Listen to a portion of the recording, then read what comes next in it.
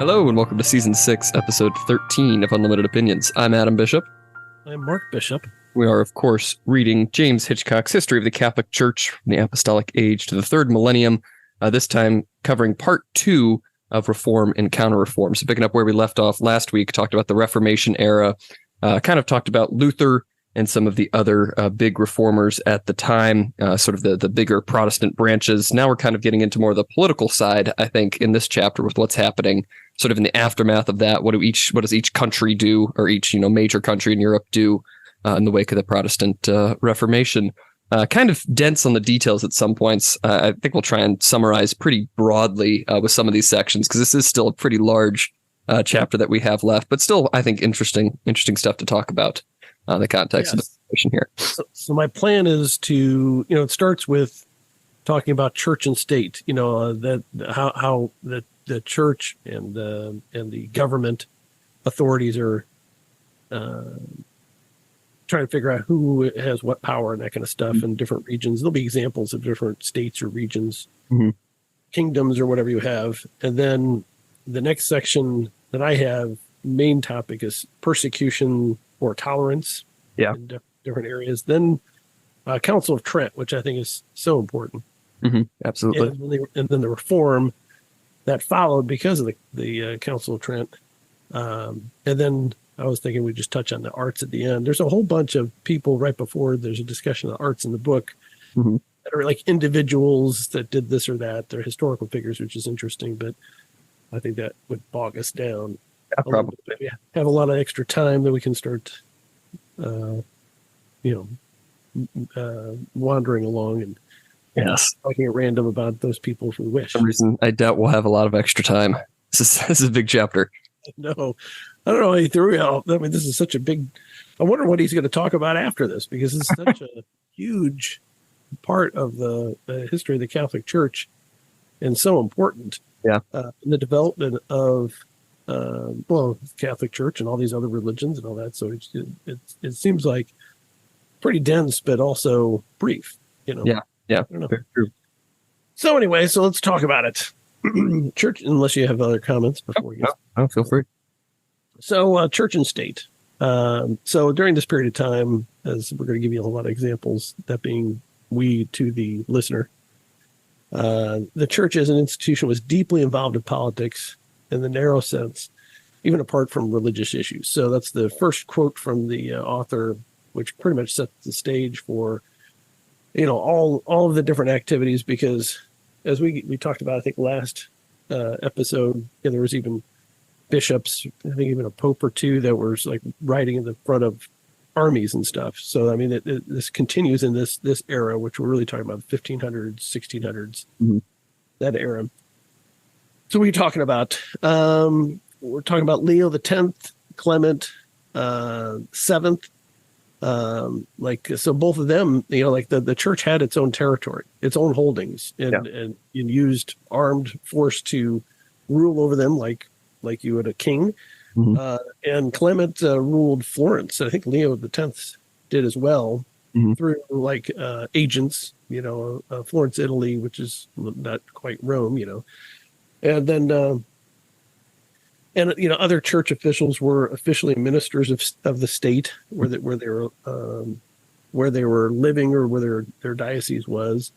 There's an example of a cardinal who was briefly the King of Portugal, which I didn't know. That was kind of interesting.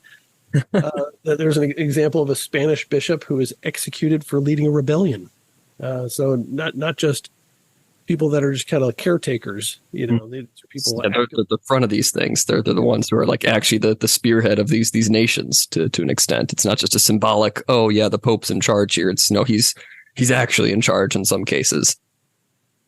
And only if we would have some devout bishops that would lead a rebellion or two nowadays.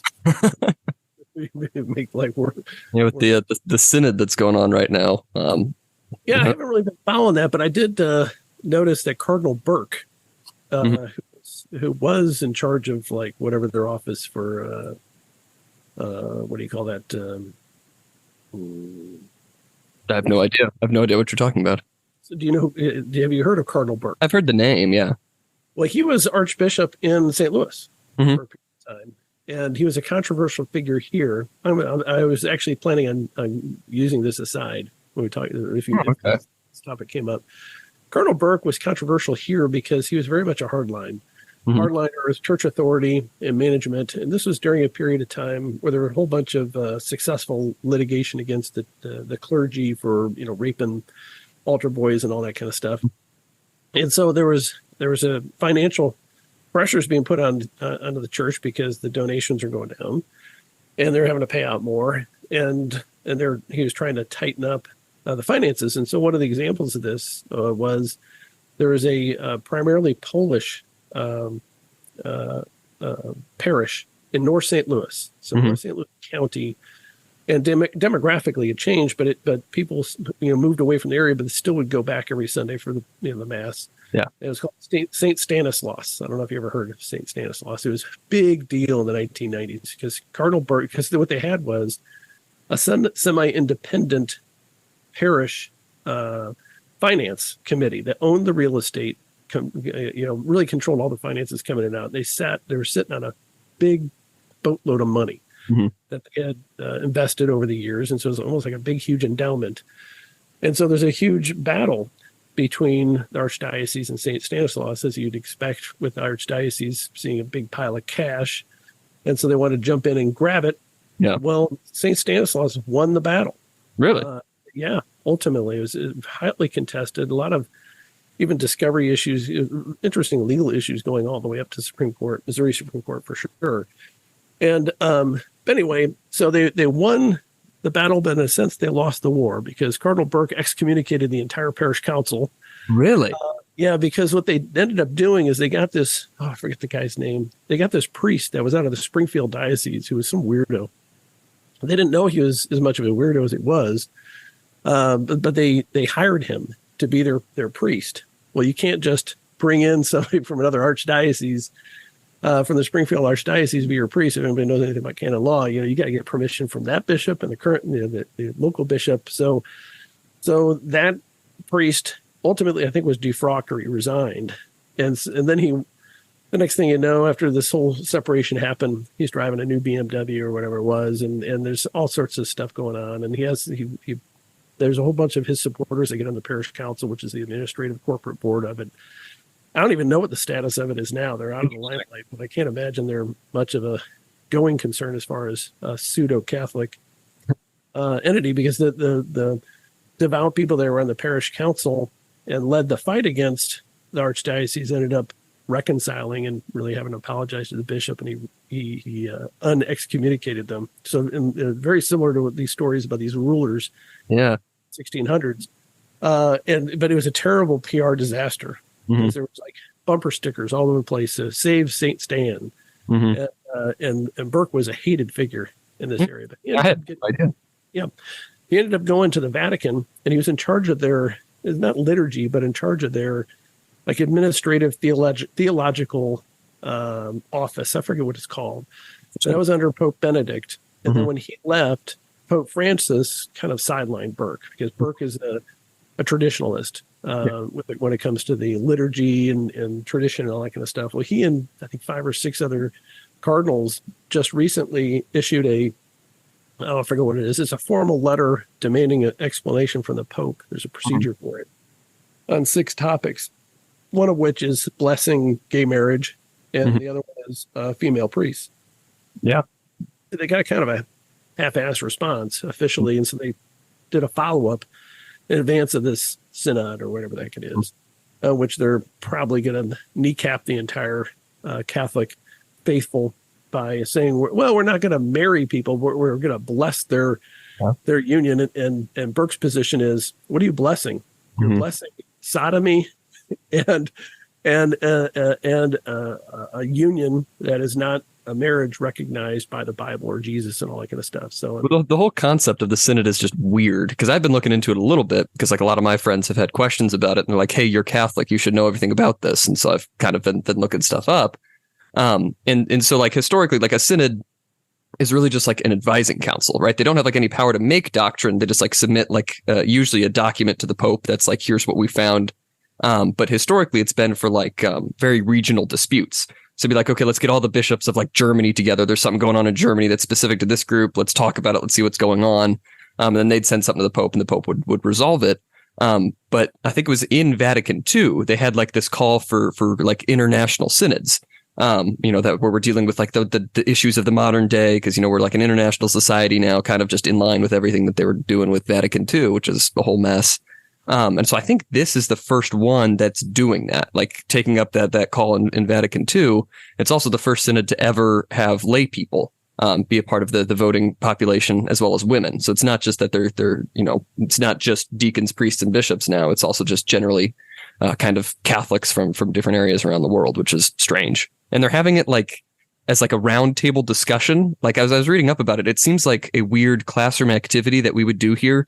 They have like rotating groups of like 11 people. So you'll like be rotated through like different groups. It sounds like a really awful class project where it's like, well, we're all equal before God. And so we're just going to have this like real open sort of, light discussion. It's not going to be like the actual, like, here's my whole argument laid out and talked about before this whole council or this whole synod, I guess, as they are in the past. So it's just weird for a lot of reasons. And it's just a strange process. It makes you appreciate the stories of these old councils where they had them under house arrest for 2 years. But yeah, so who knows? Nothing good is going to come of this, of course, because it really what they need to do is some of the reformations that are talked about in this chapter as far as the finances. That's step one, and they really need to revisit some of the. I don't mind them revisiting as we talked about before. The whole married priest thing. Yeah. But I know also on the slate is like, attitudes towards LGBT, divorced, people, women deacons, I think is on the slate. It's just a lot of weird sort of very current modern day social stuff that they've thrown into this weird sort of gathering. Well, it's the Jesuits, That's true. The Jesuits used to be keepers of the orthodoxy, and now they are the LGBT queens of the Catholic Church. But anyway, let's go back to where we were. Yes. So thankfully there's people, it kind of pains me to say there are people like Burke that are still around, but because I think he probably is a difficult person to deal with. But in any event, he's evidently a multilingual guy, really super smart, very articulate for sure. And he really doesn't give a flying fig about what anybody thinks about him, obviously. Good. But anyway, so we're talking about, so that there's, let's see, I've talked about some of those examples, and then there's the idea of this Reformation. How the Reformation was only successful.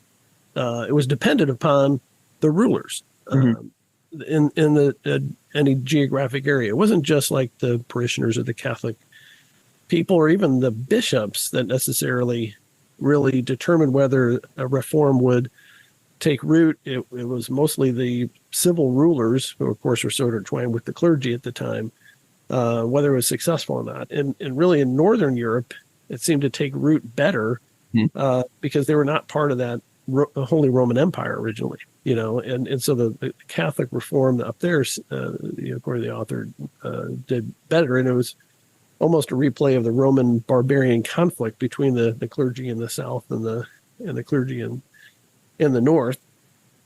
Any thoughts on that? You seem like you're going to say something. No. It's a good summary there. All right. So then we're talking about, where am I at? 267, this page reference. Charles V, the diet of worms. And that's not, like a restaurant thing, article, menu. They had a diet of worms, and they had the Lutherans were condemned as heretics. And, I used to have a more benign view of Lutheranism, but the more I read about it, I kind of don't like him as much. Yeah. And it reminds me that whenever anybody gives up their religion, they seem to become like a sailboat without a rudder. They would just get blown from one theory to another, like without an anchor, maybe. And I think that's true of Luther. Anyway, so but he tried to compromise with the different sections, especially Luther and his followers, but failed. Luther ended up advocating and obtaining church assets. There were and said that church assets were essentially Catholic Church assets were essentially stolen from the people. That the people were lied to by the Catholic Church, presumably by indulgences or whatnot, and so all those assets should be seized by the local civil authorities for this new church that was to spring up, and that's that's that. So the Catholic Church has nothing to complain about because they stole it in the first place. Let's see. Yeah, you can kind of see with like Luther especially, as we kind of mentioned last time, it's like as soon as you removed like that one, I guess sort of block the foundation of his faith. As soon as you remove one thing, like you were saying, it kind of just drifts along and just goes to the next, to the next. So it's not even like he's not even talking about theological issues anymore. It's not like I have a big problem with the Catholic Church in this way. It's like, the property of the church in this area now belongs to us. It's taken this step. It's gone beyond just the theological debates and into very physical, real world debates. It's going to like affect a lot of people at this time if his ideas go through.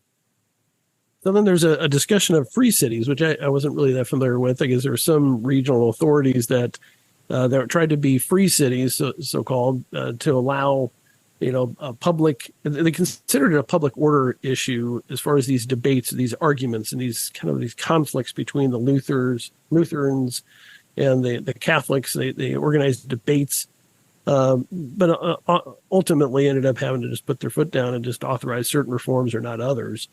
And all of this was then further complicated by the Peasants' War of 1524, 1525, when poor farmers rose up. And I kind of like this. They burned all these legal documents that documented their servitude, their servile status, which makes sense. I mean, if you're a poor farmer, say, well, I'm not your indentured servant. I'll know, prove it. Where are those documents? And they burned them all. They went to the courthouse or whatever. And they used Luther and his philosophy of Christian freedom, that we're all free to believe God, and our faith is based upon our individual conscience and all that. And so that kind of, it maybe didn't cause the Peasants' War, and of course they ended up being crushed. But it kind of may have opened their mind to the possibility. Hey, you know what? We shouldn't just be doing what we're told. We have a right to have free thought, and why are we servants and they're kings and all that stuff? But of course, Luther ends up. Seemed like I think he was sympathetic at first, but then he published a missive called "Against the Robbing and Murdering Horde of Peasants." I like his style. But he says, one of the freedom I'm talking about is just spiritual. Get back to work. And he basically supported the rulers and civil authorities without any limit. They're the rulers. Give unto Caesar what is Caesar's, including all of your work and devotion. You better do what you're told. You dirt poor peasant farmers. I mean, isn't that accurate? Yeah, I think so, which makes sense because, as you were saying earlier, so much of Lutheranism was dependent on like the kings becoming Lutheran and like accepting Lutheranism. So of course he's going to want to get on the good side of the rulers, because if his whole religion, like the whole success of his sect of Christianity now is dependent upon the people who are in charge, he's not going to want to support the people who are rising up against those people, even if his ideology supports it. So it's kind of like at odds with himself, where he's like, yeah, we should be free of the the tyrannical arm of the Catholic Church, but not free of the tyrannical arm of whatever ruler you're living under, because they support me. And so it's kind of this thing where you see Luther kind of take a turn here, where he's very sort of dependent upon civil authority to keep his movement alive. Well, I mean, do you think it's completely that reason? Or that's probably, I think that played into it. I don't think it's completely that reason. I think it's a lot of different things, but I think that's certainly part of it. For sure, yeah. And the next a topic in the book I thought was fascinating too, which also complicated everything. This idea of the spiritual freedom to choose and all that kind of stuff, and not being bound by the Catholic Church and the precepts and all that stuff, certainly inspired the Anabaptism movement in 1535 and to 1536, where a group of extremists seized control of Münster, the German city of Münster, which sounds like something in modern day, San Francisco, maybe, or Los Angeles, where they were murdering. Let's say, like they were there was a nightmare scenario where they killed all the religious leaders, or maybe closer to a revolutionary France. But they declared that their leader was divinely ordained king, and they required promiscuity and polygamy. And that's sounds like a religious movement made up of ugly men to get all the hot chicks. You're not truly free unless you're really promiscuous, and that's the reigning ideology of Seattle, I think.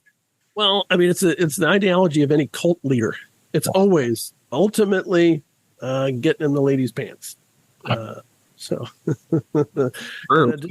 Disproportionate number of all ministers and leaders, and you have to watch them out there. Of course, they were crushed by the civil authority, but it certainly gave credence to the Catholic warning about, hey, if you're not going to be moored to this Catholic faith and the administrative state of the Catholic Church, this is the result. And of course, it's an extreme example, but it certainly didn't help support breaking off at the Catholic Church when this kind of craziness is going on in Munster. They're like, hey, well, look, if you don't follow what the Catholic Church says, you're not only going to hell, but you're going to end up in this nightmare scenario of Munster.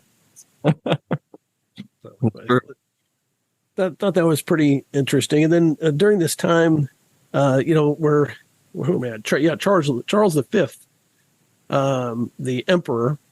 All right, he's trying to delay dealing with these Lutherans. He's the emperor, not the Pope, right? He's the emperor. Yes, he's the emperor. Yeah, he's the Holy Roman Emperor, right? And he's delaying dealing with the Lutherans after the Council of Worms, or Diet of Worms, sorry, because he also had this Turkish threat on his border, and he's expecting, if he ended up enforcing this condemnation of the Lutherans, he's going to end up having an uprising or a civil war, and he's got these Turkish people on his border there. But eventually, they went to war with the Lutherans, and of course, Henry II of France ends up sending an army, even though they're both Catholics, ends up sending an army, and Henry II is fighting the Calvinists, but he still sent an army from France to fight the Catholics in Germany on behalf of the Lutherans, to keep that at check, because they're, of course, rivals at the time. Making the connection there, it's the Habsburg and Valois, I think is how you pronounce that, Valois. Families, it's if you're on one side of this family divide, you're strongly opposed to the other, no matter what other current events are going on. It's a complete total mess. And that's what he says. That's what prevented the Catholics from having a united political front, because anyone who would have supported them are just on completely different sides of this family dispute too. Yeah. And one good thing that resulted was a peace of Augsburg, which actually had a limited recognition of religious tolerance, which I think might have been the first true religious tolerance treaty or agreement, recognized by significant powers. And Charles V abdicated and went to a Spanish monastery, which was a really nice monastery. Probably. And then Ferdinand I who took over for him. And that was interesting. Charles V, when he abdicated, he went to this monastery, and he lived a very austere life, according to this author, in preparation of his death, which came about eventually, which is speaks well of him, I guess. Yeah, we don't see that often. So what you ended up with, according to this peace agreement and this kind of détente, is that essentially your local prince determined your religion, and the government determines your religion in whichever region you're in. And you either convert or you're going in exile, or you're in trouble. Let's see. I think that was pretty much what I was going to talk about there. And then there's a discussion of, okay, where does Lutheranism under this agreement, or these kind of separating out of different religious authorities? Lutheranism was really strong in Scandinavia: Denmark, Norway, Sweden, and Finland. And Denmark being also including Belgium, modern day Belgium, I think. Mm-hmm. And then you have a separate flavor of Catholicism called Gallicanism, if I'm pronouncing that right, in France, where it's kind of still Catholic theology, but the French kings were nominating the bishops and had to be approved by the Pope. So kind of like a blend there of civil and religious authority. Essentially, it's very much similar to the Anglican Church that later formed, without the later understanding that like the king is the head of the faith. It's just very much more independent from the papacy than what ordinary Catholicism would have been. Right. And the French were dealing with the French Calvinists known as the Huguenots, which sounds like a really cool band. Or generally the Calvinists who are the aristocracy and the merchant class. And I'm always interested. I'm fascinated by this Calvinist deal. We've talked about them a lot, but and I guess the people that believe in predestination, this Calvinistic theory, I don't know if it's a coincidence that they're from the aristocracy and the merchant class. Because if you believe in predestination, it's hard to believe in predestination when you're dirt poor. Like that everything's ordained by God and everything that happens is His will. It's easier to believe in that everything's going well. Don't you think? Oh, I agree. I absolutely agree. It could be coincidental. I don't know. So anyway, Henry II, who was he over? He was Henry II. He was the French king. French king. He ends up dying in an accident. And he had three sons who evidently were very weak rulers. So their mother, Catherine de' Medici, basically took over power. And this is always an ominous sign. She was very much influenced by Machiavelli. So what do you have? Civil war. So you had a lot of violence against each other at their places of worship. And it really puts into perspective like modern day American problems. I mean, I know America isn't as I don't think it's as great as it was, or let's say as good as it can be. I should say, because it's always there's always been flaws, and I like to say, well, it's better because there's the values in there. Anyway, but we certainly don't have people mass killing each other at church. Like we're not going around and shooting up the Baptist church, and they're not trying to murder the Catholics, et cetera, et cetera. So we got we're doing better than the French of the 1500s. That's true. I think we've made some progress since then. And this civil war, this religious war between these factions, lasted for the rest of the 1500s. So basically, I think it's like 50 or 60 years. This is going on and off, which is basically a three-way war. The Valois, if I'm pronouncing that right, which is the traditional Catholics. You got the Bourbons, who are the Huguenots, and the Guises. I don't know how I'm butchering some sort of French pronunciation there, who are the Catholics supported by Spain. And the Catholics supported by Spain didn't think the Valois were, I think, devout enough or whatever. So it's a three-way war between these three families and interests, which makes it hard to consider the philosophy, the theology of the day. It's like, please don't kill me, or you killed my brother, so now I'm going to murder you all. Which ultimately led to an event called the St. Bartholomew's Day Massacre, where with the Catholics slaughtering the Protestants and almost 5,000 killed in various towns around France. And oddly enough, just Pope Gregory the 13th, who I thought was an otherwise decent pope, had this a particular song sung in Rome to celebrate this slaughtering. Now the author says, well, he probably didn't even understand the nature and extent of the damage, but I don't know if one person was killed. Why are you singing about it in Rome? I don't know. That's still pretty rough. That's just a crazy amount of people, especially for that time period. Because, this is just like really, very close quarters combat. You don't have, the sort of weapons we have now. It's just awful, horrible massacre. Yeah. You're not talking about snipers or, GPS bombs. This is up close and personal with swords and daggers. Really. It's like Rwanda. Yeah. No kidding. At least we don't have that here. All right, so moving along to who am I going to talk about? Henry IV, Duke. Let's see, how would I say? So the Duke of Guise was murdered on orders of Henry III, and then a Dominican friar Clement killed Henry III. Yeah, so then we end up with Henry IV. I think that's how it happened, right? Because Yes. Henry III murders this duke, and then a Dominican friar named Clement killed Henry III, and the Dominican friar Clement was venerated. Where do I have this quote? I'm forgetting my notes. Paris is worth a mass. Oh, that's where there was a conversion of Henry the Fourth, right? Because he says, well, because he converted to Protestant after the St. Bartholomew's Day massacre. And then, he took control of Paris. And then a few years later, as he says, he announced his reconversion to Catholicism, allegedly with the cynical remark, Paris is worth a mass. So in order to keep Paris, he'll convert to Catholicism. Yes. And then he ended up being assassinated by a Catholic too. Well, what do you know? In 1610. But in 1598, his conversion and reconciliation ended the 40 years Civil War, I guess. I said it was 50 or 60 or 40 year Civil War.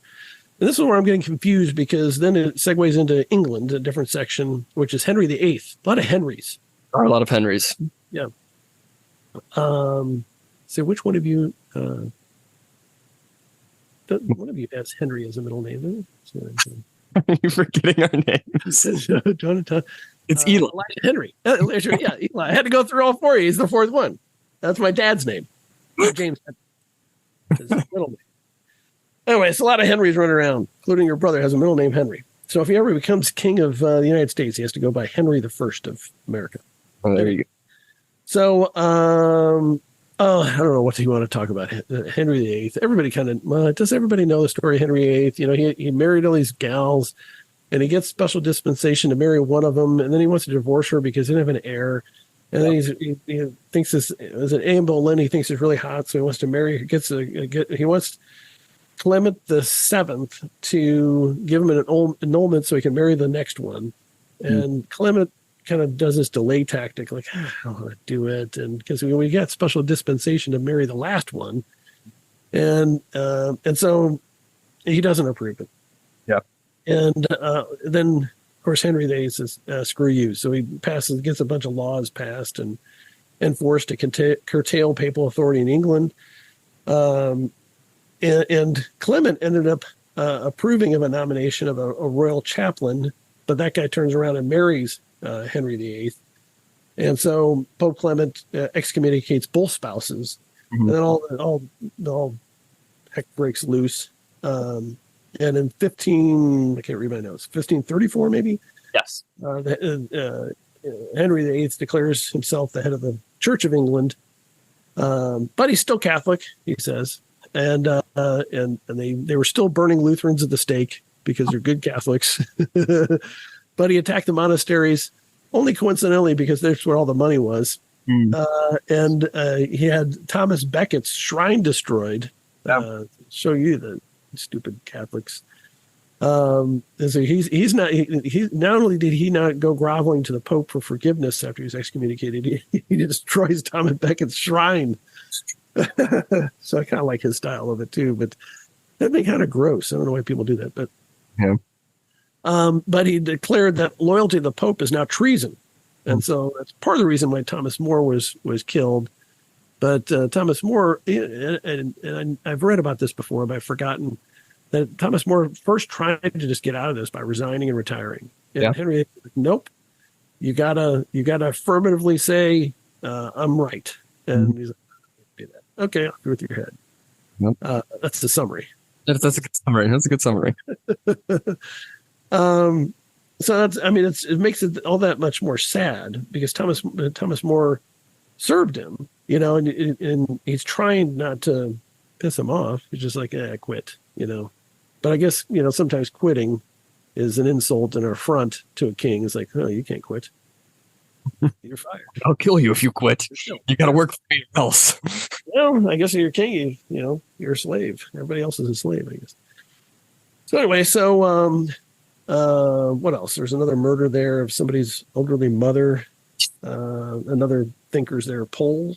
Had his elderly mother murdered.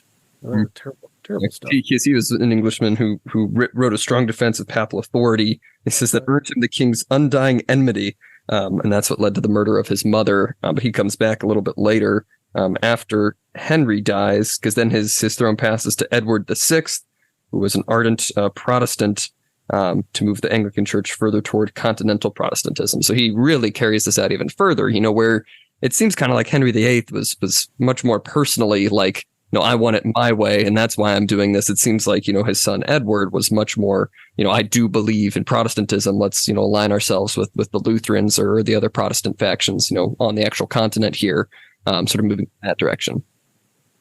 Yep. And then when he's gone, Edward VI, then it's Mary, his sister, half-sister. Yeah, half-sister Mary the First. Yeah, and she ended up repealing all the Protestant stuff and back to Catholicism. And she was known as Bloody Mary, which was always a defamatory description of her. At least that's what all the Irish thought. Anyway, so then after her, it's Elizabeth I, which is a sister, or a half-sister or whatever. Protestant again, Anglican. Yep. And around this time is when I think Puritanism, that's really starting to make some headway, which I always kind of appreciated the Puritans in some respect. And they were primarily in London and the mercantile South, and they just believed in an austere lifestyle and living a pure as much as you can, pure life, and believed in a lot of regulations of civil life. They were especially, I think, consistent. I think to their credit, they said we have this ideology. We're not going to cut corners on it. We want to purify everything. We want a very austere life, and you don't really have sort of the waffling back and forth that I think you see, in a lot of the other Protestants is like, well, we have this thing, but also not this thing. So we disagree with you on this. And the Puritans were like, nope, Bible alone. We're going to live these very austere lives. No glory for anybody really. Just live, kind of in this very strict fashion. So I do kind of admire them for that. And they were, it's not mentioned in the book, I don't think, but they were persecuted to an extent. And so then that's why they were going to the New World, the Puritans, so they could have that religious freedom in America and have their own, religious beliefs and religious freedom and all our benefit. Do you know if the Puritans still do have like a presence in the United States? Are there still Puritans that exist? I don't know. I don't know the answer. I know the Quakers are still around, who I know are kind of similar to the Puritan vein of things. I think they're very similar, but they believed in that dancing stuff. The Quakers. Yes. Which is different. The Puritans, I don't think, wanted any music or dance or anything, right? Because the Quakers, yeah. I think that's like the big difference. But the Quakers, they're typically called the Society of Friends, right? Isn't that their like actual name? Yeah. Right. Like, cause I've seen their churches around. Like in St. Louis, I've seen one at least. Yeah. I don't know the answer to that. I don't really follow the Puritanism. It'd be hard to be a Puritan in modern society. It'd be even harder now, do you think? Oh, absolutely. Anyway, also in England, there was a brief rebellion that restored the Catholic Mass in the North, but that was crushed. Yeah. So Pius V excommunicated Elizabeth I, but that just made a bigger rift. Yep. Because she declared Catholicism equal to treason. So if any priests were caught, killed. Anybody caught, because they were considered to be like papal spies, I guess, papal spies. And so then you had Jesuit missionaries, I think somewhere around 1570s, what we're talking about. Jesuit missionaries were going to England to try to, perform mass for people. So this was when the Jesuits were cool. Mm-hmm. And that's where the term priest holes, that's not a bad topic. It's a special little cubby holes where they'd hide their priest in case the civil authorities came looking for them. Yeah. So special little hidey holes for the priests that would come traveling around. You don't see that anymore with the Jesuits. He describes, heroic commitment to their cause, including martyrdom with clandestine cloak and dagger activities such as false identities and then hiding in those secret rooms called priest holes. So it's like very much like, secret agent Catholic priests. Right. That's right. It's like actually sneaking into England and hiding and trying to maintain Catholicism as much as possible. That's why I'm saying the Jesuits were cool dudes back then. Yeah. They were the shiz. And you put that on a t-shirt. I think that's a word, isn't it? Isn't that like some sort of Snoop Dogg word? I think so. Anyway, so the Spanish were trying to help out the Catholics and conquer Elizabeth, and also geopolitical warfare. And so that big Spanish Armada, which is he had an invasion force, which should have, in theory, conquered England in 1588, but a combination of English seafaring warfare and a bad storm really crushed the Spanish Armada. And that was the last time they really, tried to attack or have war on England directly in that manner. I could be wrong. I think that might have been the last major direct conflict, as if they were going to try to conquer England. So let's see. So then there's Mary Stuart, Queen of the Scots. She was a Presbyterian, and I really don't know what the difference is between a Presbyterian and everybody else, but I think it's like the more of the actual liturgy or the functionality of the church. There was some sort of scandal that I did not document in my notes, and I think she was executed in 1587. Is that right? Yeah, it says her second husband, Henry Darnley, suspected that she was having an affair with her Italian secretary, had the secretary brutally murdered in her presence, partly in the hope of causing her to have a miscarriage. So not good stuff there. Very, very bad. And then, yeah, she was in a Protestant ceremony, married James Bothwell, the man suspected of being responsible for the murder of her second husband, who died in a mysterious explosion. So I don't know what's going on there, but a whole big mess. A lot going on. And it's just a brutal time to live, whether you're a peasant or nobility. It's like Game of Thrones or whatever, although I'm not really sure. I've never watched an episode of it. I've seen scenes of it, clips on the internet. But then there's a brief mention of Ireland. It's the only place that had pre-Reformation Catholicism, maybe mainly because nobody cared about it. And it was kind of like a wild land, and there's so much corruption and fractious nobles, nobody could do anything with them anyway. So, yeah, I think that's true. You can be the pre-Reformed Catholic, nobody cares. The Netherlands were, as the author describes, more tolerant than other areas, mainly because anybody who lived there had to be so tough because of the climate and the difficult circumstances. They just kind of like got along because they had more important things to worry about, like the freezing cold weather, and lack of food. Let's see, Philip II. So the Netherlands were ruled. Wasn't the Netherlands ruled by Spain?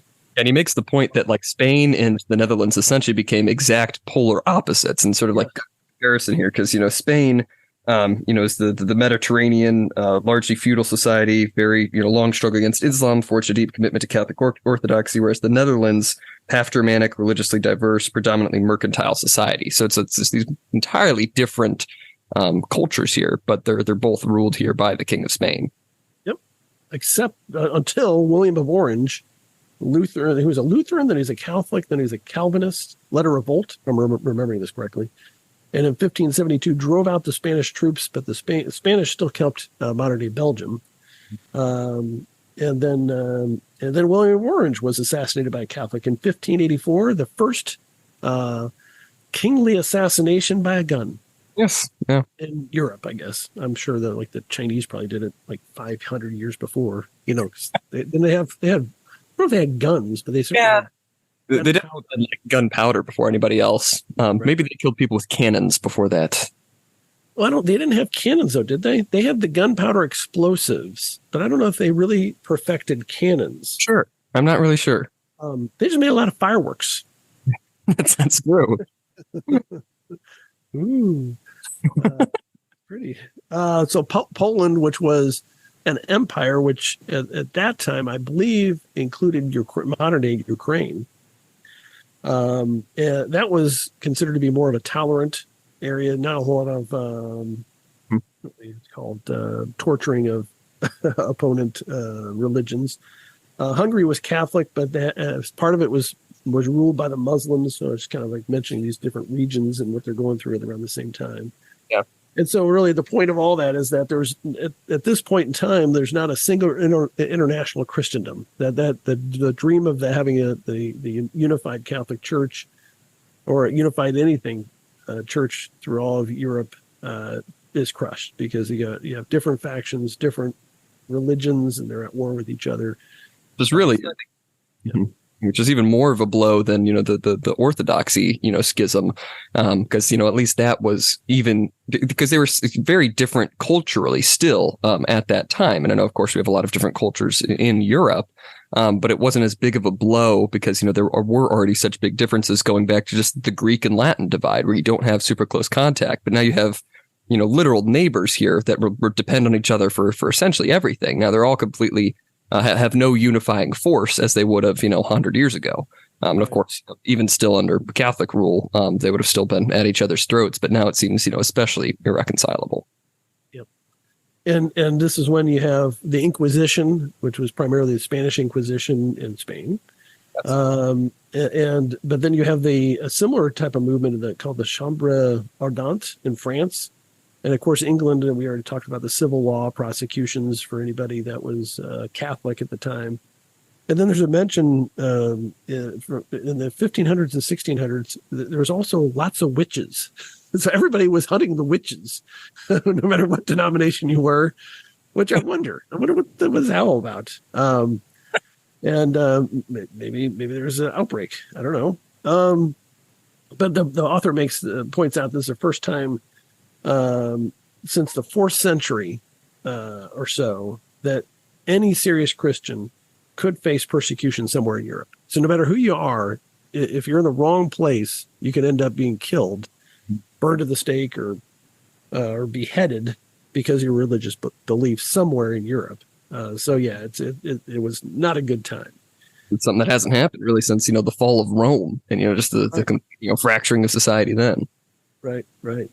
And there's an interesting discussion about, Thomas More and this Tyndale guy who were on the opposite sides of arguments, More being the Catholic, Tyndale being Protestant, and both were killed for their beliefs in 1535. Yeah. And the author mentions that these guys don't consider it hypocrisy that their opponents were killed because they didn't demand toleration that they didn't give to others. Meaning, like they wanted the truth to be ruled, and they're going to believe it, and if given the authority, they're going to kill their opponents. Because he goes back, he mentions the Justinian Code is what this was based on. Is, you have the death penalty for heresy because heresy is a spiritual disease that had to be suppressed lest it kill people's souls. So, it's in everybody's perspective. It's, well, no, I'm fighting for everybody else's souls. Of course, I'm going to put to death those who are infecting everyone else. To stop the spread of this, evil ideology that's going to lead people to hell. Every single one of them believe that in equal amounts. And so, of course, they're all putting each other to death. Yeah. So they're as they're stabbing each other saying, I'm doing this for your own good. For that of your children. So was there anybody that was tolerant of all these different factions? Well, maybe the Anabaptists, because they just withdrew from society. They just wanted to do their own thing. Of course, what did that mean? They were damned by everyone else. Everyone wanted to kill Dan about it. It's the only thing everybody agreed on. Let's get the Anabaptists. Their philosophy was like based upon the parable of the wheat and tares. It was not us to judge. God's going to judge when we get there, to the hereafter. So they were the most tolerant, but everybody hated them. So that's what you get. Maybe that's why they were so tolerant. They knew everyone hated them. They're like, well, we don't want to get any more enemies. Yeah, maybe. Make them get really angry at us. Yep. So then, where am I up to? I'm up to 280 in my notes. I'm going off notes today. I think I'm doing a decent job. Very good job. Good job. So then there's a discussion of Spain. So we're kind of going from region to region. Okay, what's going on in Spain? Well, and when Isabella and Ferdinand II married, they united the two main factions in Spain. And you know what that means? War with the Muslims.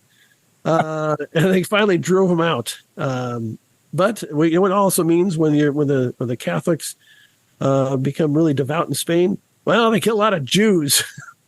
So anti-Jewish fervor, forced conversions, and they even had a class of people called the conversos, who were never truly trusted. It's like, man, I converted, what else do I got to do? Well, you got to live with suspicion for the rest of your life. So you either had to convert or you're expelled. And then there was a Cardinal, I don't know if I'm pronouncing, Jimenez, who actually had a crusade and conquered parts of Tripoli. What's basically a modern day crusade, and he actually joined the army as they went to war in Africa. For him. Yeah, and they had the famous Spanish Inquisition. I don't know if you've had an opportunity to watch the Inquisition song and dance routine. Well, you should, because the Inquisition, the author tries to downplay it. Maybe he should. I don't know. But approximately 5,000 people between 1480 and 1530 would have been burned to death as part of the Inquisition. That's a fair number. People. So it's not trivial. And then there was issues with concepts of purity of blood, because they don't want any Jews in their bloodline. I don't know. Well, it's always got people throughout history. It's the Jews. I don't know. And of course, there's a big war going on right now as we're recording this. With the Hamas trying to kill all the Jews. So we'll see how that turns out. Anyway, I'd have to imagine. I'm going to make a prediction. Okay. Well, I'll make. I make two predictions. I think this war is going to go more difficult for the state of Israel than of course, it's already gone more difficult for them as a surprise attack, and they obviously were caught unawares and unprepared. And so I think this next phase is going to be more difficult than they've faced since, really 50 years, like since 1973.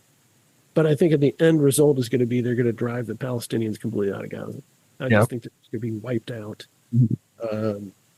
But I could be wrong. I mean, it's early moments of this fight. But I was looking into this earlier today because that political talk show, and this was one of the topics we talked about, was Israel. And yeah, because I was looking into it, and they think like the declaration of war is largely symbolic. They wouldn't be doing anything different if they hadn't declared war, but it does show that they're prepared to like hunker down for a while, sort of a display that, no, we're willing to fight this, and we're willing to fight this, harder than maybe we typically would. And so it looks like they're preparing for a longer conflict than they have in the past 4 decades.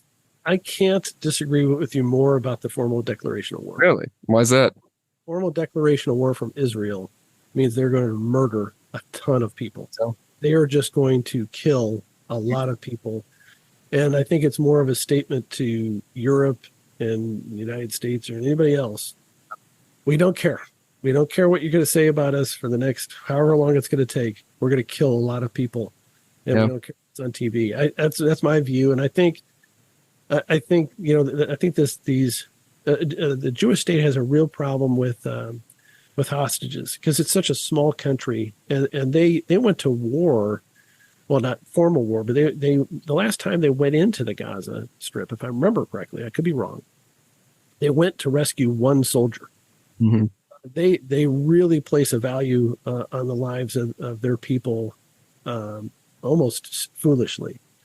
And so I don't know how they're going to deal with how this many people being taken hostage. One group, I'm sure the numbers have risen since I looked at it, but they said that they have over 30 people, and they're not going to give them back till all Palestinian, prisoners in Israeli prisons are released. And this is like women, children, and the elderly that they've taken captive in the Gaza Strip.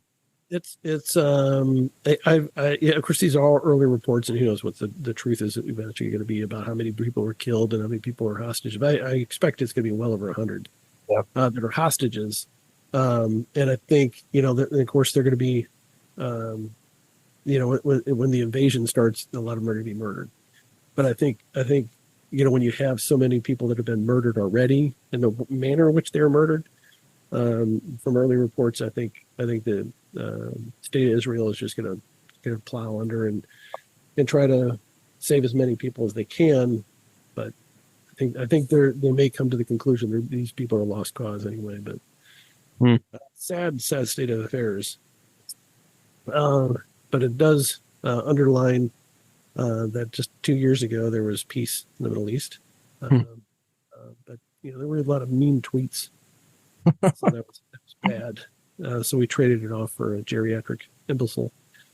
Anyway, so moving along to English martyrs and Protestant martyrs and the Roman Inquisition. Do you want to talk about that stuff next? I think we could, get into that. You want me to skip it, or you want me to go into that?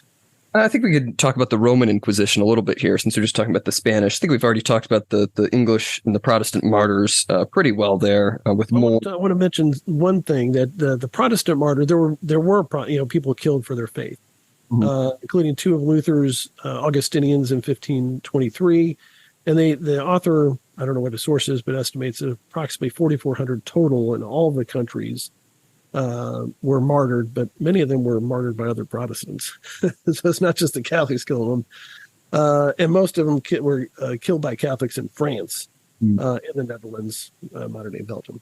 Roman Inquisition.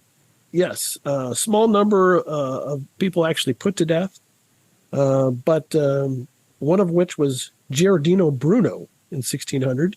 He was a Dominican monk. However, he was a follower of Egyptian cults, and he was killed. I don't know if that was a big loss, but the interesting thing to me about the Inquisition, the Roman Inquisition, is that they had certain procedural protections. So you can produce a list of enemies whose testimony against you would be discounted, and if they were found to have lied against you, then they would be punished. And the whole purpose of it, in theory, was to uncover the truth. So their use of torture was mediated by the allowance that you could recant your confession within 24 hours. I guess that assumes that you were conscious after the torture, and you wait, I take that back. Which reminds me, like if you have an adoption, the birth mother in Missouri cannot consent to the adoption of her child unless, what is it? I always forget. It's either 24 or 72 hours after birth. They have a waiting period, or else the consent's not valid. Interesting. Kind of for similar reasons, you want people to be able to think about things. I think that's probably the first time anybody in history has used an analogy of recanting confessions under torture and consent of an adoption by a birth mother. Oh, there you go. Congratulations for our listener to have experienced that. So then I have, what else do I want to talk about? I kind of want to skip over some of this stuff. I don't know if you want to talk about these, the Nicodemism and all this stuff. I was going to skip from 282 all the way to 284, unless we want to talk about that stuff. Erasmus, and do you want to talk about those things? I think we're all right. Okay. So the reform, the road to reform is the section that I was going to get to. So Leo X was a pope during the initial reform periods, but of course there are dangers associated with trying to be a true reformer. Yeah, cardinal attempting to poison him, but you know what? Leo had the leader of that conspiracy executed, as all good popes would. It's kind of funny how modern day popes have determined that it's always been wrong to have capital punishment. And that would be a revelation to Leo X. Don't you think? It's true. That is true. It seems to be a more modern concept that the civil authorities cannot have somebody executed for murder. Interesting. Just pointing that out. So then there's, Adrian VI was a reformer pope, and he served, I think, very briefly, 1522 to 1523. So that's the era we're talking about now. He was from the Netherlands, and he was the last non-Italian pope until 1978, which I believe was John Paul II, wasn't it? He was Polish. Mm-hmm. And he was austere. So the cardinals were divided, and I think that's probably why he had a brief tenure. Which around the same time, similar time in 1527, Charles V, that we've talked about before, sacked Rome because he had certain claims to the territories, and he used mostly Lutheran mercenaries. And he himself was devout Catholic, as the emperor. So, well, it wasn't personal; it was business. It's just kind of ridiculous to look at this time period, because it's like so much of it was, deeply theologically rooted, as we were just talking about with the killing of the Anabaptists and those being burned for heresy. And then so much of it, it's just like, well, my religion doesn't matter now because I have territorial ambitions in Rome, or I have territorial ambitions in France, as we were talking about with like the three-way war there, where some of them were Catholics, but they're fighting other Catholics. And it's like, it's just sort of pick and choose at what point in time your religion is so vital to you as a ruler. It's kind of just, well, at this point I can dismiss it because I have this claim and et cetera. Also seems to have been a dangerous time to be alive and be a ruler of any authority. Mm-hmm. Lots of high risk, high reward, I guess you'd say. Yeah. So we move on to Paul III, a reformer pope, who the author points out had a scandalous life, including he had children. His sister had been a mistress of a prior pope, but he ends up reforming canon law and the finances, and he removed a lot of exemptions that were put in place to further restrictions on finances and that sort of thing. And he formed a commission for the reform of the church, which in 1536 issued a report, which is a blunt diagnosis, as the author points out. But it also didn't have any surprises. It's stuff that people have been complaining about for years. The big difference is that the Pope accepted it. We even started it too. It's he's like, we want to have this in an official document in some capacity. Yep. And so he called the initial Council of Trent, which it just seems so fascinating to me, which I think was in 3 sessions. So if my notes are right, the first one was in 1545. Paul III did not survive all 3 sessions. No Protestants were there at the initial session, which I think lasted over a year. France boycotted, even though they were Catholic. But the Protestants were given safe passage, but they knew they were going to be condemned. So they were probably smart not to go. And then there was, war and disease, war that broke out and disease that hit the town. And so that broke up. And then the second session started in 1555. Again, disease issues and that kind of stuff. And then the third one was under Pius IV from 1561 to 1563. So this is almost an 18-year, almost a 2-decade process to get this council completed. And it seemed like they did a good job ultimately. I think it almost helps that it was 3 different popes. Yeah. Right. Because then you're not like, okay, here's what this pope wants. And we're kind of going to try to work to that goal. You have 3 different people who are kind of at the head of this thing over these 20 years. It gives it a lot more time, I think, for a wider group of people, to talk about it and to actually look at these issues, with, the attention that they deserved, I think, at the time. Yep. And so I've got a list here. I think it's from the author, of course, but I think I summarize the main tenets that they came out with. First, which it goes from like the administrative to the philosophical. So they required the bishops to live in the diocese where they were at. And I didn't realize there's so many bishops that were just carousing around Rome, but their diocese was somewhere else in Europe. They would just have somebody else running the show, but they were never living there. And it forbade nepotism. The bishops had to be clerics first. They had to be basically a priest first. You couldn't be a bishop and then study to be a priest or because there was a lot of corruption where they just had people appointed. And this was interesting to me. This is when it was required that each diocese have a seminary, which I didn't know seminary meant seed place. Yeah. I guess you knew that as a linguist. I did. But the Latin word for seed is semen. So all priests had to have a boss. They couldn't have just some wandering vagrant priest preaching. Those are the vagrant preacher weirdos, like the people that stand on these highway intersections. They didn't have those anymore. They had to have a bishop that would say, "Okay, you can go out in the street corner." They also said no more clandestine marriages, which I guess was a big deal back then. You have to have a priest and 2 witnesses. And that seems to be where the Catholic Church first got involved in the marriage business, I think, right? I mean, yeah, I think it was always like a sacrament in the church, but I think this is where, okay, now it has to be under the direct supervision of a priest. Because I think I've mentioned this a couple times that, the priest is not like the person, performing the sacrament, I guess. It's the 2 people involved. And so that's the idea that goes back. He also mentions, I don't know if you were going to say this, but it permitted marriage without the consent of the parents, something that civil governments did not allow. Right. It's just interesting. I don't think you usually think about that in terms of the church as permitting that kind of thing. Right. They also didn't allow dueling anymore, which is probably a thing. Although I've often, from time to time, advocated for bringing back dueling in modern American politics. I haven't mentioned it on this podcast. It would reduce the negative campaigning by like 90%. That's true.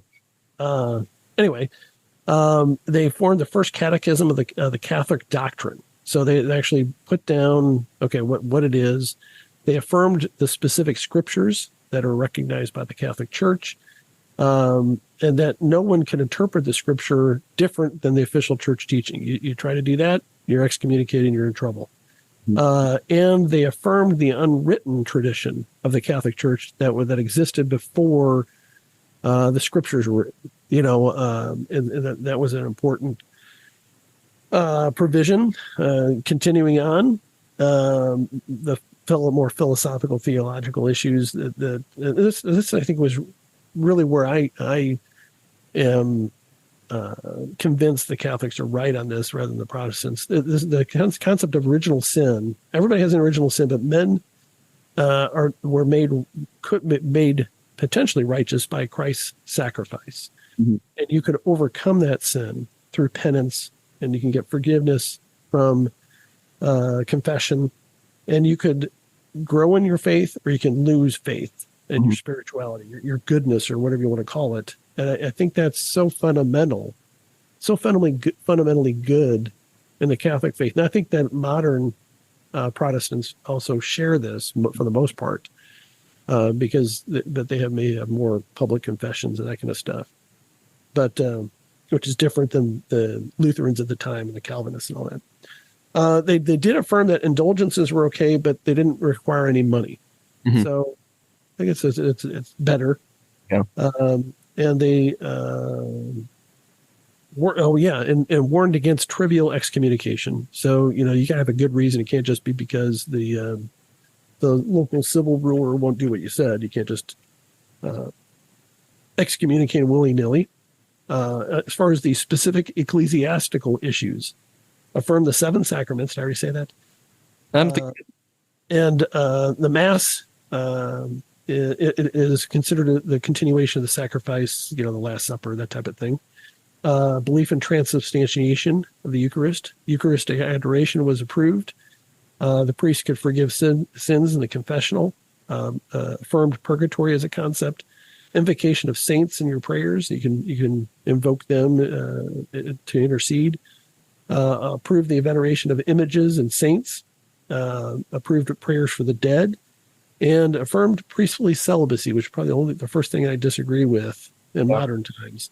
Yeah. And this kind of goes back to what I was saying, I think last episode, but I think this is really where we see what we think of as modern Catholicism. Because I think so much of modern Catholicism is just, what do the Catholics believe that the Protestants do not? And this is just generally like the clear list of, okay, this is what we believe as opposed to them. And I think that's really how we look at Catholicism now, is in contrast to the other Christian faiths that are out there. So this is kind of, I think, the most relatable, or the beginning of like the really relatable period for modern Catholics. This is very, very clearly exactly what I practice. And, there's some areas, gray areas before that, but very clear, tradition, very clear, follow through timeline, but very clearly, okay, this is exactly what it's like now, essentially. Yes. And I think I have 2 more on the list. No vernacular Mass. So it's all in Latin. And Christ is present in both the bread and wine, blood and body, and so equally, totally. And so I think the only thing, well, of course, the vernacular Mass was changed in Vatican II, which the more I think about it, I think the more it's a mistake.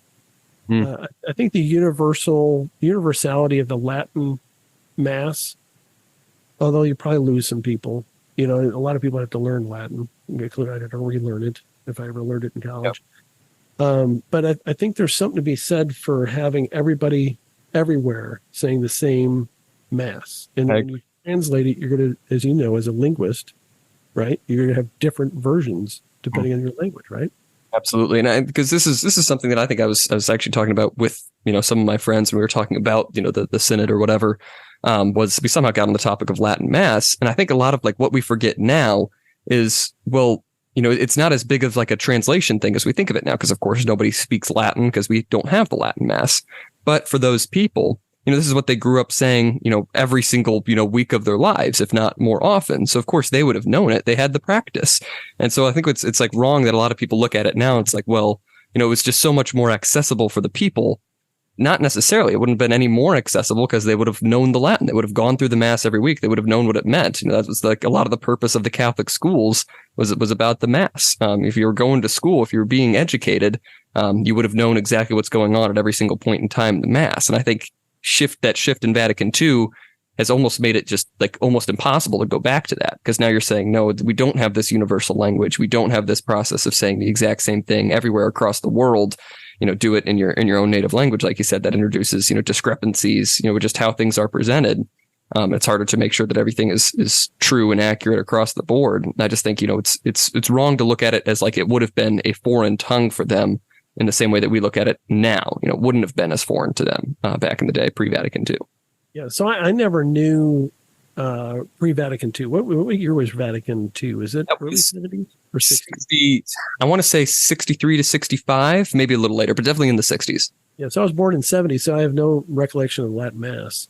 And of course, we weren't taught Latin in Catholic school, even though it was, we were taught by nuns. There's a lot of lay teachers, not non-nun teachers, but when I was very young, a lot of them were nuns.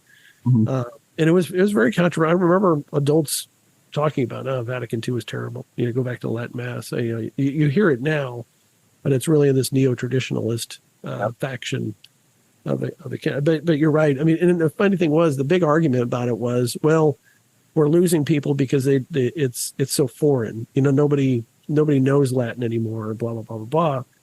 But we've been losing parishioners consistently since Vatican II. I mean, it's not like it was an explosion of growth because. And I almost think like an argument can be made in the exact opposite. Because if we start to go in the path of taking away what makes Catholicism unique, what's going to keep people in Catholicism?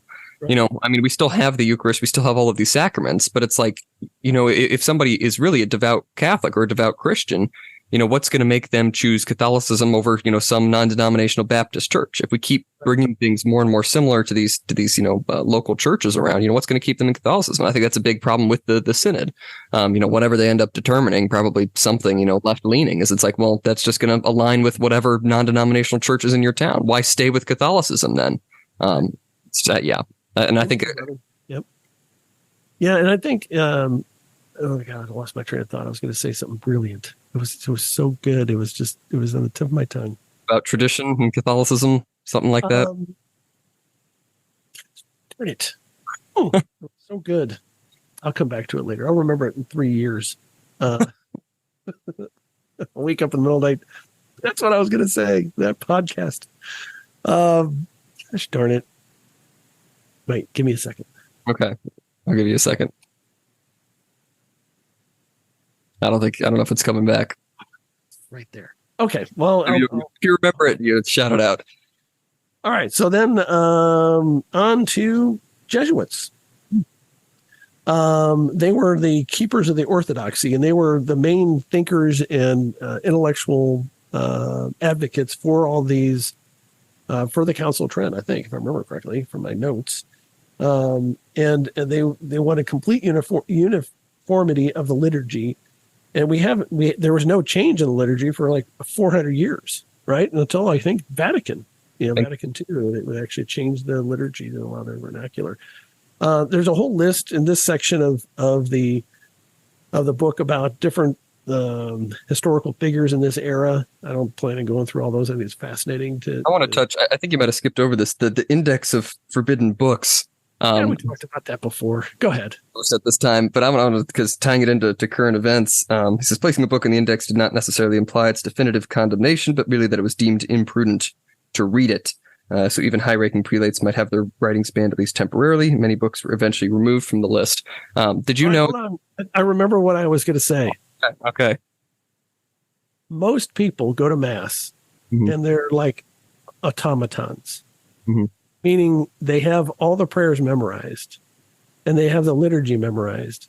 And it really wouldn't make any practical difference for a lot of people if it was in Latin or in English. Yeah. When it really comes down to it. So if you learned the Latin memorize the Latin prayers, it would accomplish two things. One, it'd be no different than just reciting the Our Father by rote memory. If that's all you're doing, that's what a lot of people do. I find myself doing it too, because it's like, that's part of the part of what I like about it is the routine, but also it would force you to learn the Latin version of the prayer, and then you actually study what those words mean. Anyway, that was my thought. Yes. Not a bad thought. It's a very good thought. That's a very good thought. Good, thank you. What I was going to say about the index, I'm not sure if you're aware, but October is banned book month. Apparently. And so we have a display up in our library at school that has a list of banned books. Does it have the Bible? Does it have the Bible on it? Well, they have a whiteboard. What's your favorite banned book that you've read? Somebody did write the Bible on it, which I thought was funny. But they have this display of banned books that are all like the left-leaning, gender-related stuff or race-related stuff. And they're so banned that they have them on display in the shelf right here at the front of the library. I think that's the funniest thing. The Babylon Bee put out another great headline about that the other day. Local rebel reads, banned book that he got for $5.95 at the local Barnes and Noble. All these people are like, well, they're you can't get them. They're trying to silence these thoughts. Like they're almost more accessible once there's like outcry against them. Can you do me a favor and take my copy of Victor Davis Hanson's book, The Case for Trump, and just put it on that table, please? Just don't do it so nobody sees it, and just leave it there. I mean, you can't get that at a bookstore. Yeah.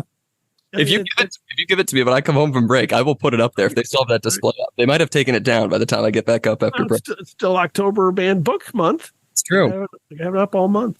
It's true. It's actually a pretty good book. It'll probably get taken and burned. So, that would be great. Don't you think that would be the best result?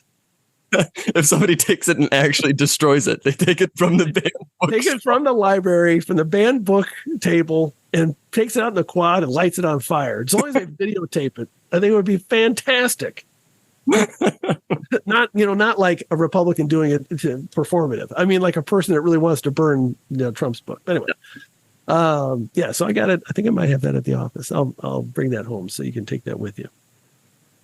And if you don't want to do it, have one of your more crazy Republican friends do it. Say, hey, take this, put it on that banned book table.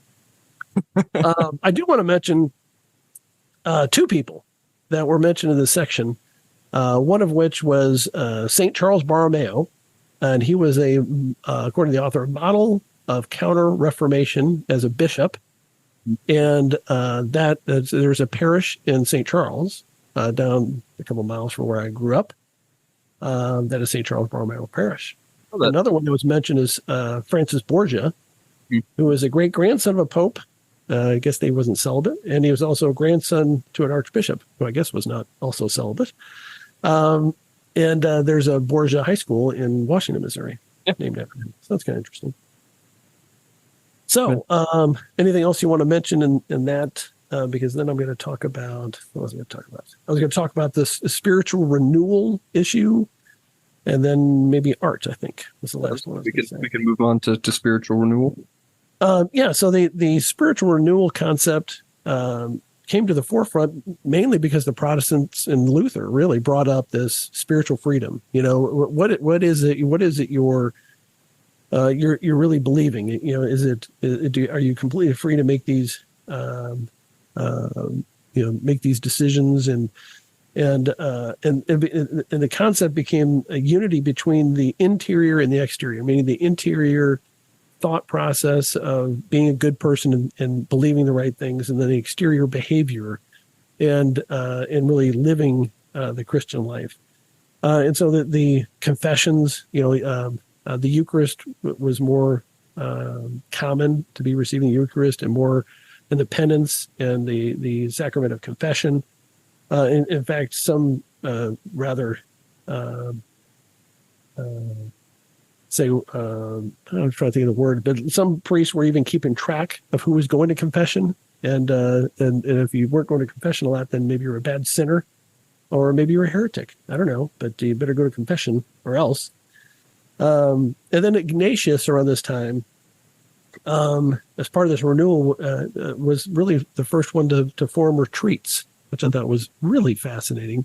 It had a structure of the retreat as far as, more structured, where you go off and really consider your beliefs and, being at war against evil and all that kind of stuff. And you are, stuff.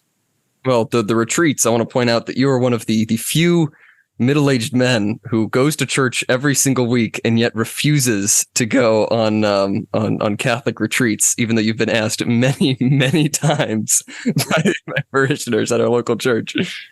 Well, I will say, I'm going to comment on that. I'm not a big believer of retreats. But I've been the last time I was in a retreat was in high school, which was mandatory theoretically for graduation at Catholic high school.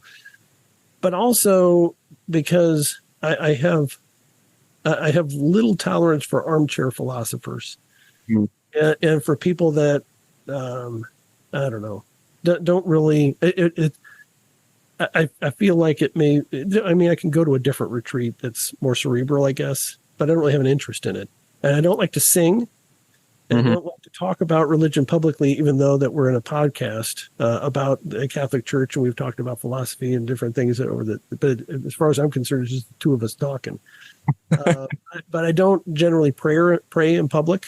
Very rarely, so at Rotary, there's a prayer at the beginning of every meeting, and I will avoid giving that prayer, and have almost always avoided it. I very rarely have led the group in prayer when put on the spot, but I've declined. Really? Yeah, somebody else could do it. Mainly because Catholics don't generally pray extemporaneously. Yeah. Extemporaneously. That's the Baptist thing, or the other more evangelical religions. Now I consider that not something to brag about. Yeah. But so a retreat, which would be like a weekend, I don't like to travel either. I don't like to spend time with people other than my family, my immediate family. So if you get the list together, it's not something that is high on my priority list. Yeah, not Mark Bishop's number one activity. I don't like to travel with other people. I don't like to go to seminars, although, if I go there and no one talks to me, that's okay. But that's not what a retreat is. That is true. You're right. And for somebody that's my age that goes to church pretty much every Sunday, and they ask me every year because they have an Acts retreat, and I'm being less and less polite about saying no. That's great, Dad. Polite because they're being. I mean, they do it as an act of kindness, Yeah. And I'm sure all of the people who ask you have already been on it themselves. For sure. Yeah, because they're at this point. At some point, they're being on a mission to get me. Because I know, man, I mean, it's like everybody that I know at church has been on the damn retreat. I'm a lone holdout. They got me and like the new guy moved into town. Hey, let's get those two. Because at some point they run out. Yeah. Run out of people to go. True. Anyway, what are we going to talk about? I just have see book for notes from the next 5 pages. That's good. Oh yeah, it's a bunch of individual people and mysticism and spiritualism. I don't know if we really need to get through all that. It's not really, I mean, it's relevant for the history of the church, but I didn't know if we wanted to go through all that. I mean, briefly, just talking about, what you're saying with retreats and sort of, more, individual, or I guess sort of communitarian, extemporaneous prayer. St. Teresa of Avila was a big proponent of like the mystical experience, not the deliberate cultivation of esoteric experiences, but simply living and praying as a Christian should. So that sort of idea of consolation, where you can have this joyful consolations period like within your soul and stuff when you feel closer to God and that sort of thing, which is something that I think is stressed a lot like at these types of retreats, is that idea of the consolation. Yes, it's great. So the next section I want to talk about are the arts, and this I think is the other main reason why the Catholic Church is awesome. The first was all of the things that came out of Council of Trent and why we're right and they're wrong. True. And then the art and the recognition of art being can be and should be bring you closer to God. And I've become more and more of a proponent, especially of architecture, I think there's something to be said about classical architecture bringing you into a state of mind that focuses your mind on life's mysteries and religion and God and spirituality. I think there's something real about that. And there's there's a discussion of the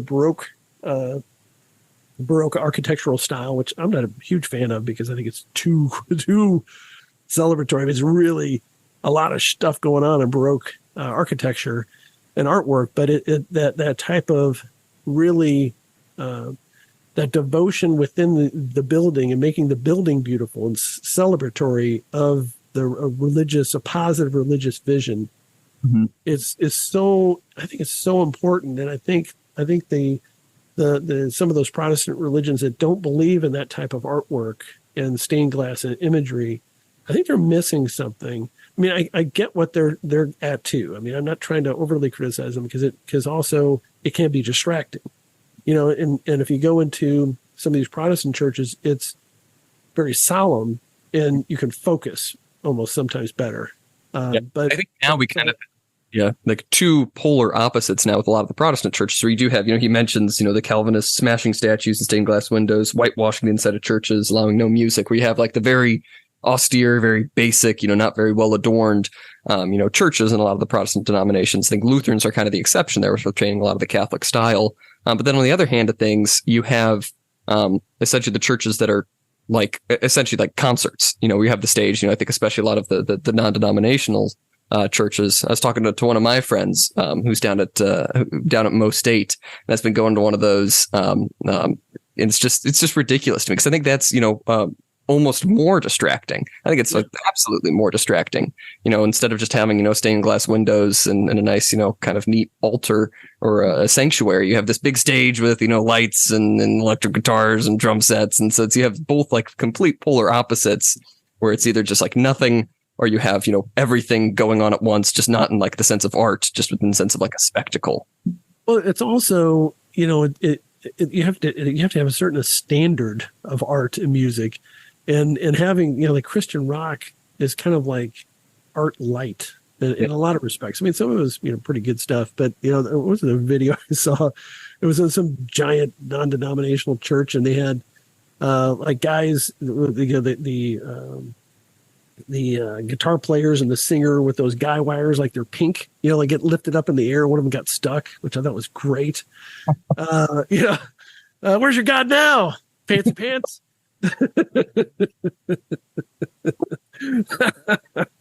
But yeah, I mean, there's a difference between a symphony and a three-piece rock band.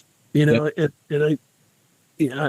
not into the modern version of art where it's just, man, you give me enough time, I might be able to do those chords. It has to have a certain amount of seriousness of art. But it's often accompanied with like a watering down of Christianity, and a lot of these big churches. Because I was talking to him, the Catholic Church too. The Catholic Church has modern music BS. I agree. But I was talking to him specifically, my friend, because he went to a Catholic grade school, Catholic high school. I think his family's Lutheran. He was baptized Lutheran. But he was going to this church because one of my other friends was going there, and because his girl that he's dating was going there. So that's the chain of events that progressed from there. This girl, and then my friend, and then he brought my other friend, dragged him along to it. He's like, he was talking to me. He's like, these people must be stupid because they spend an hour. They spend an hour talking about, hey, God loves you no matter what. I spent an hour talking about that. That's the whole thing. And he's telling me, he's like, you could have told me that in one sentence and moved on to something else. It's like, I get it.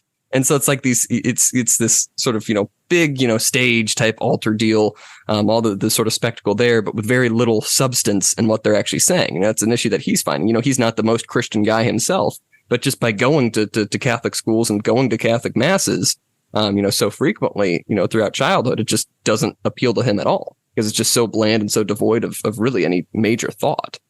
Yeah. And it's like the opposite of the Calvinists. Yep. The Calvinists think that we're all sinners and you're lucky if you're destined to go to heaven. Woes to everybody, and then you're being lectured. Everybody's going to heaven. You're saved and you're saved. Which, along with that, this church is an Anabaptist church. That's the reason why he called me. He's like, "Hey, is it normal for for people to be baptized again? And I'm like, nope, not usually. We had a whole conversation about that. But yeah. We need to get all our religious friends together and condemn that church, just like they did in olden days. Burn it to the ground. Heretic. Their goddamn tolerance. They tolerate everything. Tolerate this. Baptists. Yeah. Anyway, they're almost as bad as the Arians. Which actually, the Cardinal Burke mentioned the Arians in his letter. Yeah. I was like, man, I got to look that up again. The heresy of Arianism. Do you have anything else you want to add here in the arts before we kind of wind things down? Because I have one other. Oh, you have another point? I like the way he ends it, because he ends it with completion of St. Peter's Basilica in 1626 as sort of this capstone of what we're talking about. Because we started this chapter with the indulgences to complete this church. Now over 100 years later, okay, it's finally completed, and so this is really kind of he portrays it as a sign. Church is fractured. You've had this major sort of cataclysmic event with the Protestant Reformation.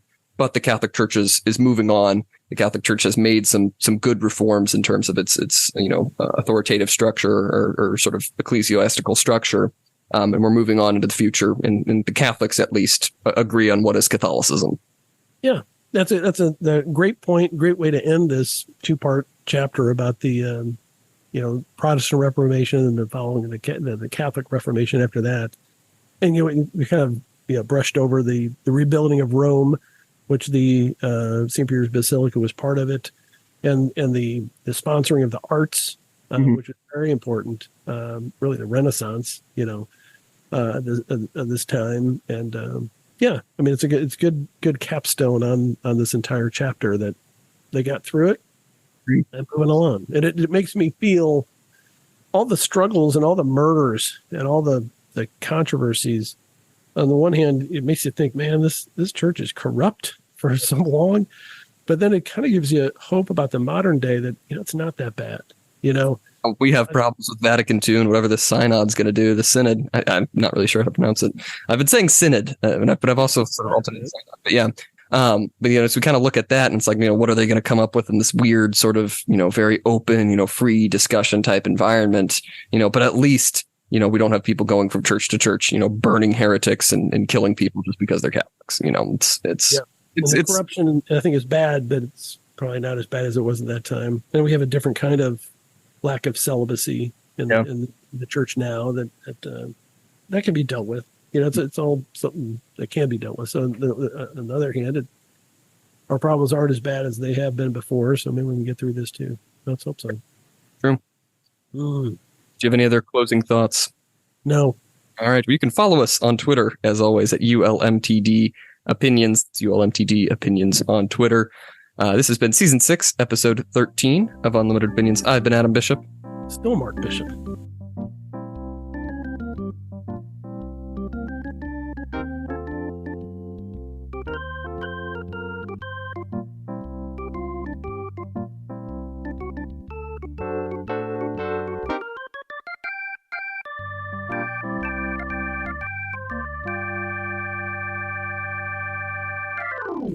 All right. Well, let me know when you want to go down to Springfield, Missouri, and we can attack that church with words. With words, we're going to attack them with words. I'll attack them with deeds. There you go. I'm glad we got that. I mean, they're all good people. Yeah, I mean, generally, they're all searching for meaning in life, and I have so much respect for anybody who's really devout in a good way. With religious belief, generally my rule of thumb is if you're going to a church every week, you're probably a pretty good person. You're trying. That's true. And if I get nothing out of a mass, at least I get an hour forced to sit and not in silence, essentially, in my own mind, and not be distracted by anybody, phone calls, emails, internet, or anything. It gives me an hour of contemplation. And if somebody's willing to do that in whatever church, well, as long as it's not some sort of Satanist church, they're probably decent people. That is true. Good point. Good point.